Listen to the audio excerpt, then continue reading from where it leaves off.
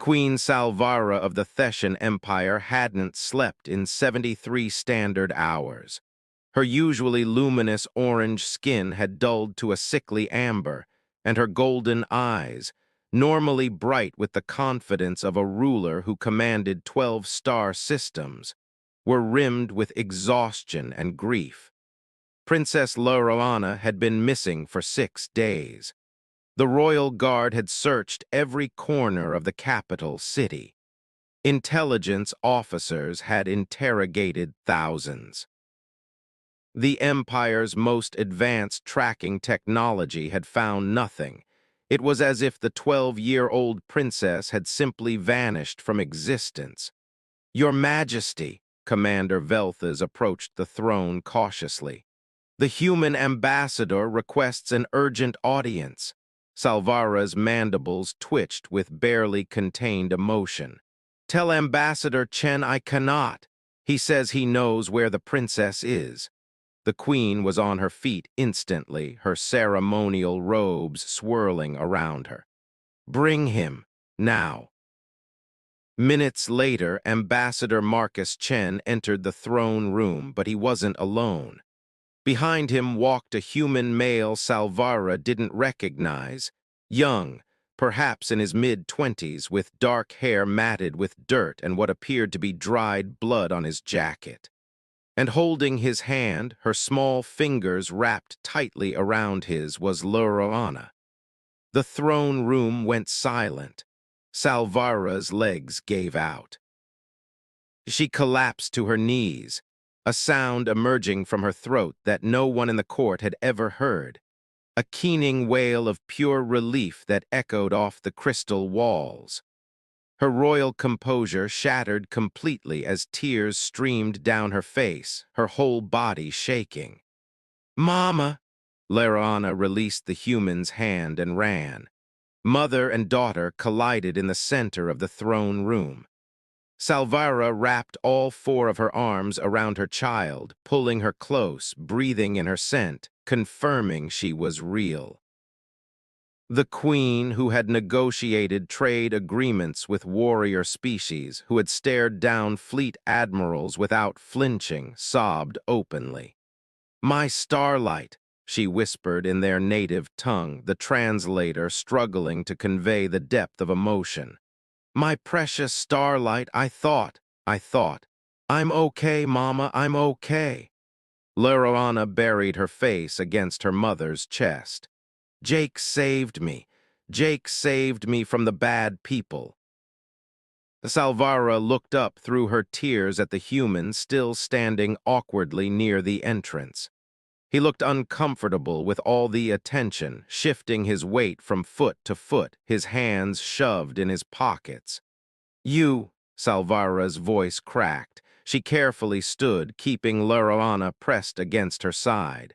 "You brought her back." The human, Jake, gave a small shrug. "Wasn't about to leave a kid in trouble, ma'am." Ambassador Chen stepped forward. "Your Majesty, this is Jake Morrison. He's a cargo hauler, works independent routes in the outer territories. He happened to be at the right place at the right time." "Tell me everything," Salvara commanded, though her usual authority was softened by the way she couldn't stop touching her daughter's hair, her face, reassuring herself Na was truly there. Jake cleared his throat. "I was making a delivery to Station Omega-7, one of those old mining outposts on the border. Heard some commotion in a restricted section. Found 3 Kravar slavers trying to load some exotic cargo onto their ship." He glanced at Laurana, his jaw tightening. "The cargo was she was in a stasis crate."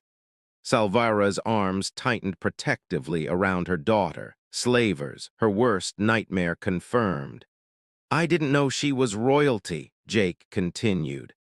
"Just saw a scared kid who needed help. The Kravars had weapons, but they weren't expecting trouble. Caught them off guard, disabled their ship's engines, and got her out of there."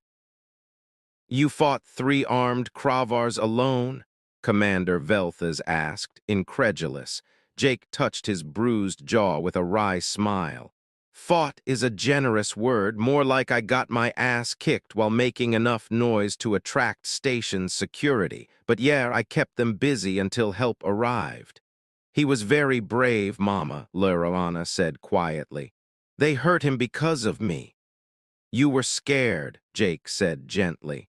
I told you then, and I'll tell you now, it wasn't your fault. Salvara studied this unremarkable human who had done what her entire military apparatus could not. He wasn't a soldier. He wore no armor or medals. His clothes were simple, practical, worn from use. He looked like exactly what he claimed to be, a cargo hauler who'd stumbled into something bigger than himself.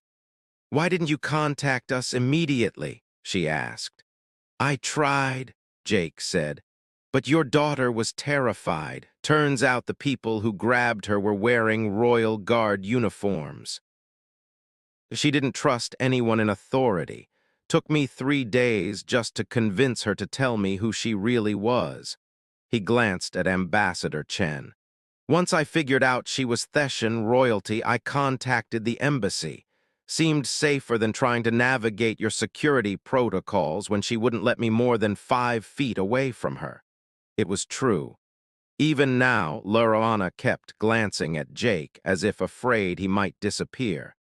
Imposters wearing our uniforms, Salvara's voice turned cold. Commander, I want every member of the guard who had access to the royal wing questioned. Someone help those slavers. Already being handled, Your Majesty, Velthes assured her. Salvara turned her full attention back to Jake. You saved my daughter's life. You protected her when she had no one else to trust. There is no reward in my empire that could properly repay such a debt. Jake looked genuinely uncomfortable. I don't want a reward. I'm just glad she's home safe. Nevertheless, you will have one. Salvara's tone made it clear this wasn't negotiable. Name it. Wealth, property, a ship of your own, citizenship in the Empire, anything within my power to grant is yours. Your Majesty, I really don't need. Mama, can Jake stay? Laurana interrupted. Please, he promised he'd teach me about Earth, and I feel safe when he's here. The simple plea broke Salvara's heart. Her daughter, who should have felt safest in her own home, surrounded by guards and luxury, felt safe with this human stranger because he'd proven himself when everything else had failed her. If Jake wishes to stay, he may, Salvara said carefully. But he has his own life, Starlight, his own work and responsibilities. Jake looked at Laurana's hopeful face and seemed to deflate slightly. Tell you what, Princess, I need to finish my current contracts, but I can visit. Would that be okay? Laurana nodded, though disappointment flickered across her young features. Actually, Ambassador Chen interjected, if I may suggest an alternative, we've been trying to establish better cultural exchange programs between Earth and Thesha. Perhaps Mr. Morrison would be willing to serve as an informal cultural liaison. He could base himself here in the capital, help coordinate trade routes, share his expertise on the outer territories. Jake blinked. Are you offering me a job? I'm offering you an opportunity, Chen said smoothly. One that would allow you to maintain your independence while contributing to human-Theshan relations, and incidentally allow you to keep your promise to a certain princess. Salvara understood the ambassador's game. He was giving Jake a way to accept compensation without feeling like charity. Smart human. Jake looked at Laurana, then at Salvara. I'm not a diplomat. I haul cargo. You're someone my daughter trusts, Salvara said quietly. In this moment, that makes you more valuable than any diplomat. The Queen took a deep breath, feeling the weight of the past 6 days lifting from her shoulders even as a new understanding settled in its place. Someone within her own guard had betrayed her. The security she'd always assumed was absolute had been compromised. The systems she'd trusted to protect her child had failed catastrophically. But this ordinary human, with no obligation to her or her empire, had risked his life without hesitation. "Jake Morrison," she said formally, her voice steadying. "I, Queen Salvara of the Theshan Empire, formally recognize you as a guardian of the royal house. You will be granted quarters in the palace, access to diplomatic channels, and the protection of the throne. If you choose to accept Ambassador Chen's position, you will do so with my full support and gratitude." Jake looked overwhelmed. "I. That's a lot. Mama always means what she says," Laurelana offered helpfully. Despite everything, Salvara found herself almost smiling at her daughter's matter-of-fact tone. "Can I think about it?" Jake asked. "Of course." Salvara touched her daughter's shoulder gently. "For now, let me arrange medical attention for both of you, and food and rest. The details can wait." "I'm not hurt, Mama," Laurelana protested. "Humor me, Starlight." Salvara's voice wavered again. "I need to be certain you're truly all right." As the royal physicians were summoned and chambers prepared, Salvara found herself watching Jake interact with her daughter. He treated Laurelana with casual kindness, no bowing or formality, just the easy manner of someone who saw a kid first and a princess second. "You know what Earth food is amazing," Jake was saying. "Pizza. We're definitely getting you pizza sometime." "What's pizza?" "Only the best food humanity ever invented. Bread, sauce, cheese, whatever toppings you want, it's perfect." "Better than crystallized sugar root?"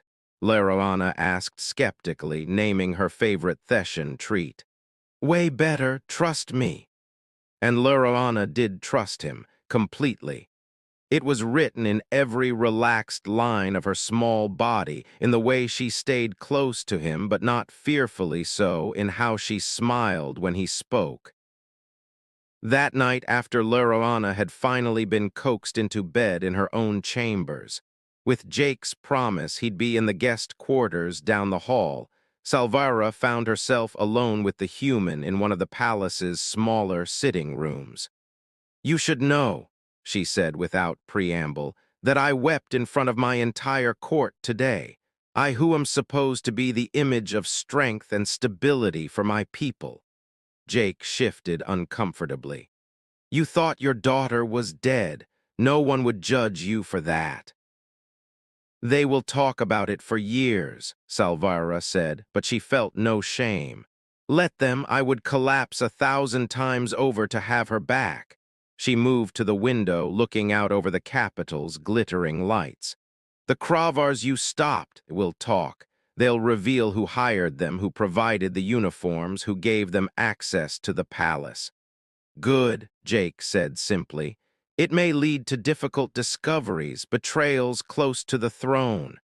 Then you deal with it."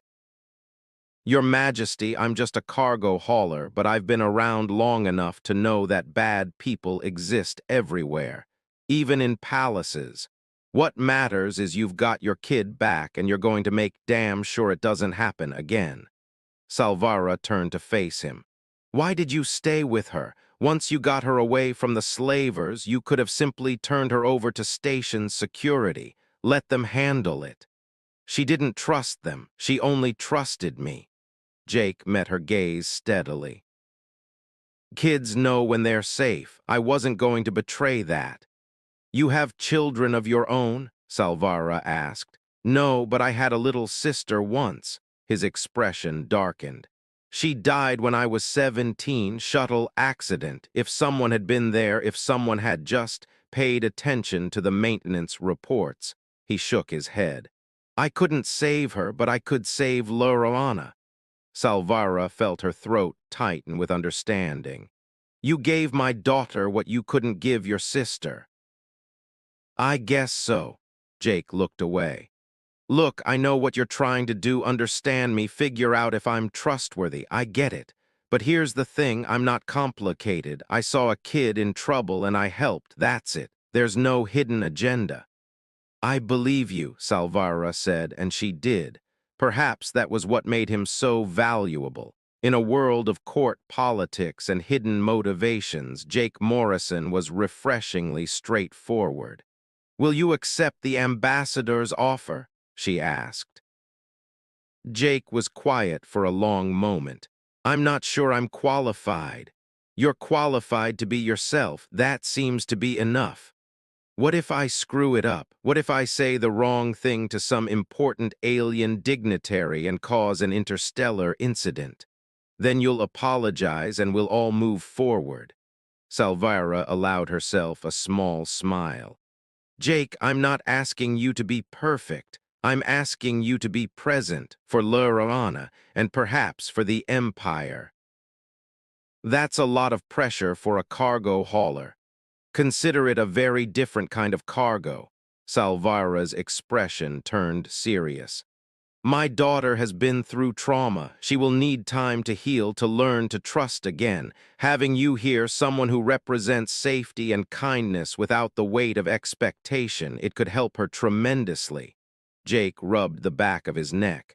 When you put it like that, think about it, Salvara said gently. You don't have to decide tonight. Over the next 3 days, Jake stayed in the palace while Leroana recovered.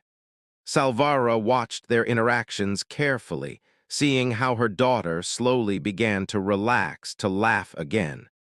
Jake told her stories about his cargo runs, heavily edited versions that left out the dangerous parts, and taught her human card games.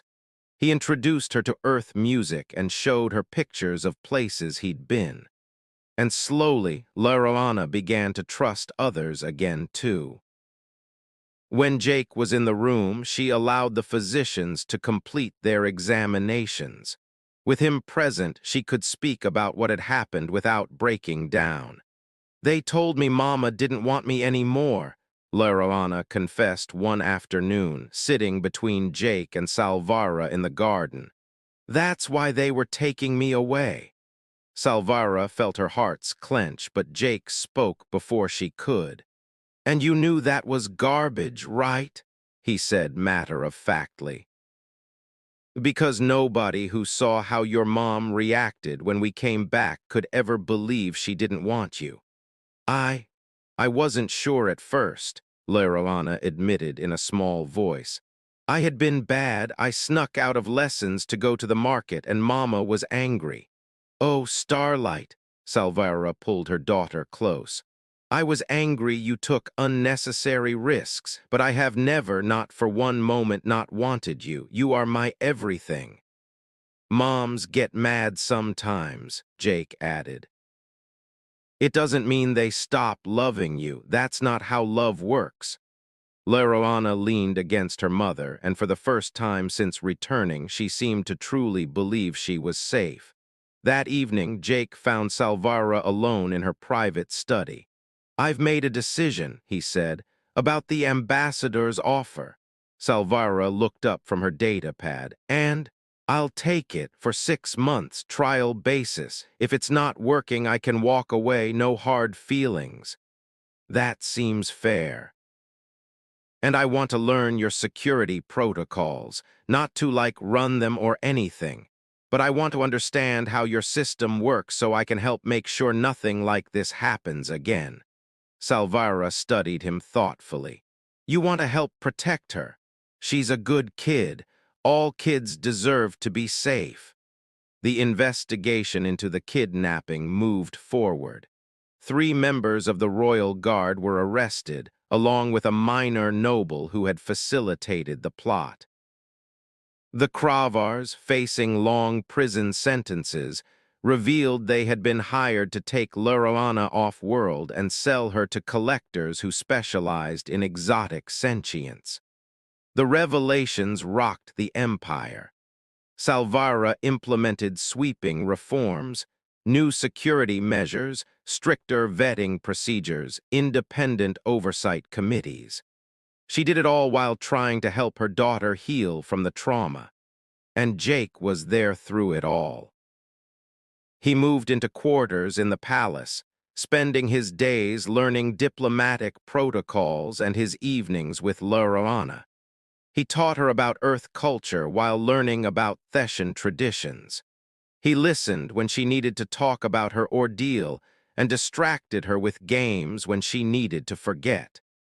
"You're good with her," Salvara commented one evening, finding Jake and Laurana building something elaborate with construction blocks in the princess's chambers. "She's easy to be around," Jake replied, carefully adding another piece to their structure. "She's smart and funny, and she asks great questions." "Can humans breathe in water?" Laurana asked on cue. "Nope, we'd drown." "But you're mostly made of water, Jake said so." "Yeah, but we still need air to breathe. We're complicated like that." Salvara smiled, watching them. This strange human who had stumbled into their lives had become something unexpected, not just a rescuer, but a bridge. Between species, between trauma and healing, between fear and trust. 3 months after Laurana's return, the Empire held a formal ceremony recognizing Jake's actions. He was presented with the Star of Valor, the highest civilian honor Thesha could bestow. He looked deeply uncomfortable throughout the entire proceeding, especially when he had to stand on a platform in front of thousands while Salvara recounted his bravery. "You saved not just a princess, but a daughter," Salvara said, her voice carrying across the assembled crowd. "You proved that heroism requires no title, no training, no species. It requires only a good heart and the courage to act." The crowd erupted in applause. Jake turned red, his discomfort visible even from a distance. Later, at the reception, Ambassador Chen found Salvara. "He's done remarkable work these past months," the ambassador said. "His insights into outer territory trade routes have been invaluable, and his cultural presentations have done more for human Theshan understanding than a decade of formal diplomacy." "Because he's genuine," Salvara replied. "People trust authenticity. Will you ask him to stay beyond the 6-month trial? That depends on whether he wishes to stay." But she already knew the answer. She'd seen how Jake looked at Laurana like a protective older brother. How he'd built friendships with palace staff and advisors. How he'd thrown himself into learning Theshan language and customs with surprising dedication. He'd found a purpose here. That night, Salvara invited Jake to her private balcony. They stood together, looking out at the city lights, sipping Theshan wine that Jake was still learning to appreciate. "You don't have to stay, you know," Salvara said quietly. "If you miss your old life—" "I don't," Jake interrupted. "I mean, it was fine, it was simple. But it was also lonely. Here I feel like I'm part of something, like I matter. You do matter to Laurana, to me, to the Empire." "Yeah," Jake smiled slightly. "Who would have thought a cargo hauler from Earth making a difference on an alien world?" "Not alien," Salvara corrected gently. "Just different. We're all just people trying to do our best." "Jake," Laurana's voice called from the doorway. "Are you out here?" "Over here, princess." She ran onto the balcony, her blonde hair, so unusual among her people, catching the light. "I had the dream again," she said, her voice small. "The dream, the one where the slavers came back, where no one could save her." "Come here," Jake said, kneeling down to her level. "Remember what we talked about. The dream isn't real. You're safe. Look around. Your mom's here. The guards are here. I'm here. Nobody's taking you anywhere. Promise? Promise." Laurana hugged him fiercely, and Jake hugged her back. Salvara watched, her heart's full. She had almost lost her daughter. The pain of those 6 days would never fully leave her. But from that tragedy had come something unexpected, a new friend, a trusted advisor, someone who loved her daughter with no expectation of reward or recognition. "Thank you," she said softly, "for everything." Jake looked up, still holding Laurana. "Your Majesty, I should be thanking you. You've given me a home, a purpose, a family, kind of." "Not kind of," Salvara corrected. She reached out, placing one hand on his shoulder and another on her daughter's head. "You are family, Jake Morrison, by choice, if not by blood."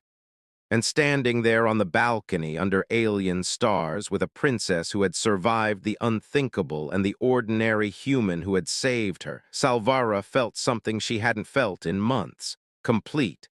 Not because the danger was gone, there would always be dangers. Not because the pain had vanished, healing took time.